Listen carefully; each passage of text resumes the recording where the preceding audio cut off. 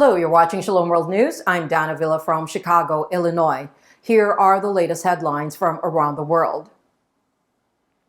Pope Francis offered condolences to the victims and the civilian population while denouncing Iran's rocket attack in Erbil, the capital city of Kurdistan region in Iraq. He said that good neighborly relations are established through dialogue and cooperation and not through acts of war. The Pope appealed to eschew any actions that exacerbates crisis in the Middle East or other war zones. Additionally, he addressed the 54th annual meeting of World Economic Forum, urging world leaders to seize the opportunity to create a better world amid international instability.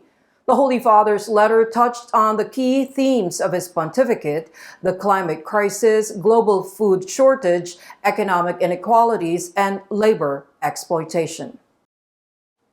Aid intended for both Israeli hostages and Palestinian residents in Gaza Strip was delivered to Egypt on Wednesday, January 17, facilitated by a deal brokered by Qatar and France. 2 Qatari planes landed in El Arish in Egypt's Sinai Peninsula, where supplies were unloaded and transferred to the Rafah border crossing in Gaza. One of the planes carried medical packages for 45 out of the 253 hostages. Meanwhile, aid agencies said that quantity delivered falls significantly short what is needed for Gaza's 2.3 million starving population. U.S. Secretary of State Antony Blinken addressed business and political leaders in Davos, Switzerland, emphasizing unprecedented global challenges. He said the Biden administration sees interconnectedness in addressing issues, echoing China's Premier Li Qiang's call for global cooperation. Blinken discussed the conflict in Gaza, advocating for a Palestinian state with effective governance, collaborating with Israel, describing the situation as, quote, gut-wrenching, end quote. Meanwhile, UN experts issued a stark warning on Tuesday, revealing that residents of Gaza now constitute 80% of the global population facing famine or starvation. Pregnant women and their unborn children are at a risk due to insufficient nutrition and health care, with around 335,000 children under 5 vulnerable to severe malnutrition.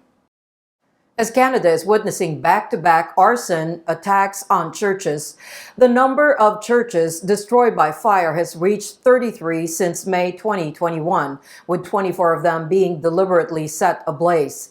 2 incidents were accidental, while the rest are being investigated. The new data surfaces following numerous assaults on churches have after the unsubstantiated claims of, quote, mass graves, end quote, at Indigenous children's Old Catholic and Christian residential schools. About half of the fires were aimed at Catholic churches, while the remaining half were directed at churches of other denominations. So far, 9 of the church fires have resulted in arrests, but the attackers' motivations are still unclear.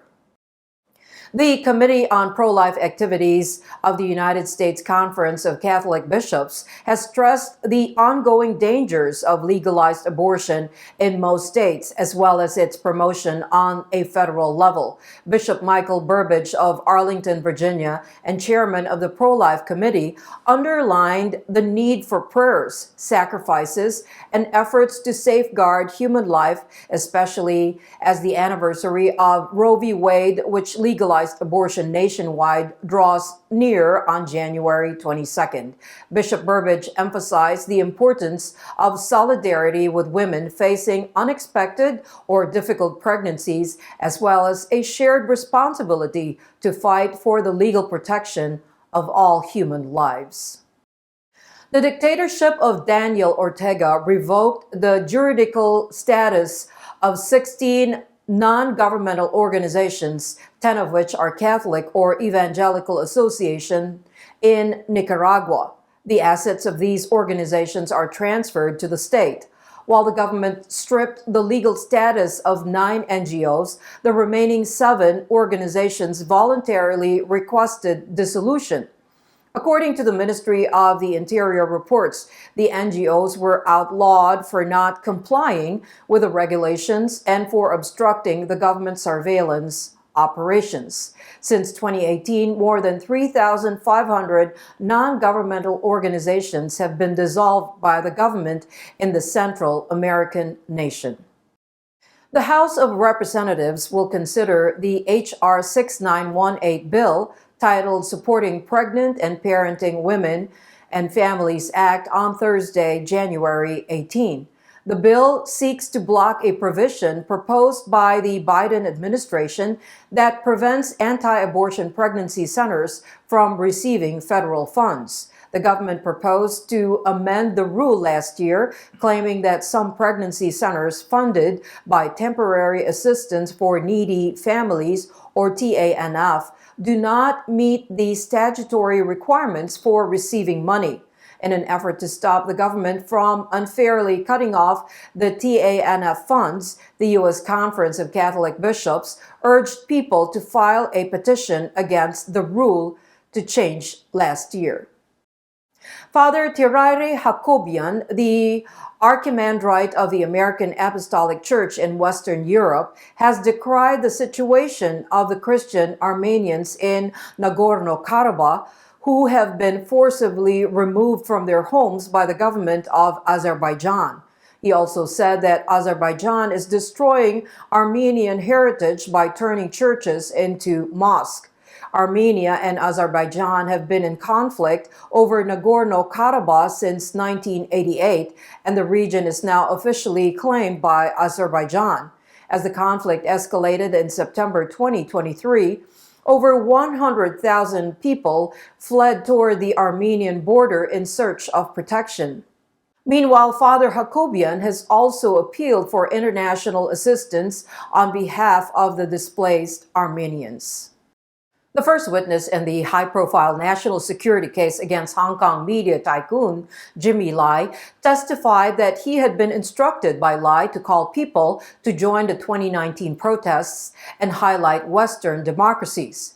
Chung Kim-hung, the witness, stated that Lai feared the proposed law, which allowed Hong Kong residents to be extradited to mainland China for trial in Communist Party-run courts, would suppress the territory's democracy and freedoms.